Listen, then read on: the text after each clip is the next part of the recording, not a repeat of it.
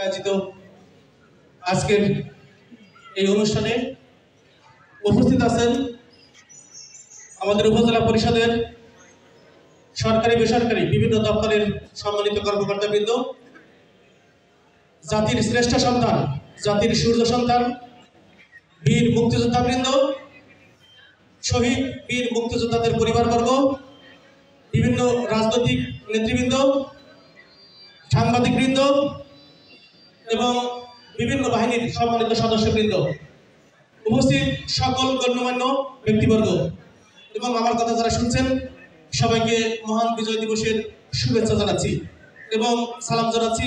আসসালামু আলাইকুম ওয়া রাহমাতুল্লাহি ওয়া বারাকাতুহু।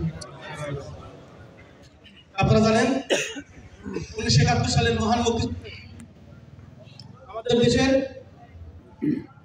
সূর্য সন্তানরা ঝাঁপিয়ে পড়ে এই দেশকে পাকিস্তানি হানাদার বাহিনীর হাত থেকে মুক্ত করেছে, শোষণ মুক্ত করেছে। সমস্ত অন্যায় অফিসারের বিরুদ্ধে তারা রুখে দাঁড়িয়ে দেশকে স্বাধীন করেছে। বিশ্বের বুকে বাংলাদেশ একটি স্বাধীন সার্বভৌম দেশ হিসেবে প্রতিষ্ঠা লাভ করেছে। যারা আমাদের মাঝে বেঁচে নেই সেই শহীদ বীর মুক্তিযোদ্ধা, তাদের আত্মার প্রতি মাগফিরাত কামনা করেছি। মহান সৃষ্টিকর্তা তাদেরকে পরপারে শান্তিতে রাখুক।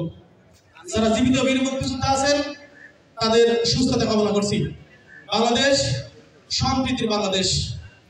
এদেশে সকল ধর্মের মানুষ, সকল বর্ণের মানুষ সবাই আমরা একত্রে বসবাস করে এই দেশকে এগিয়ে নিয়ে যাব।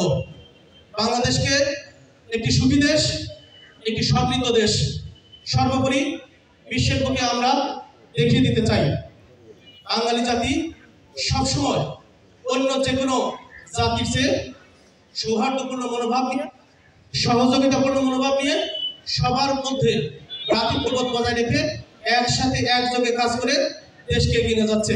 সকলের প্রতি আবারও মহান বিজয় দিবসের শুভেচ্ছা জানিয়ে আমার কথা এখানে শেষ করছি। আসসালামু আলাইকুম ওয়া রাহমাতুল্লাহি ওয়া বারাকাতুহু।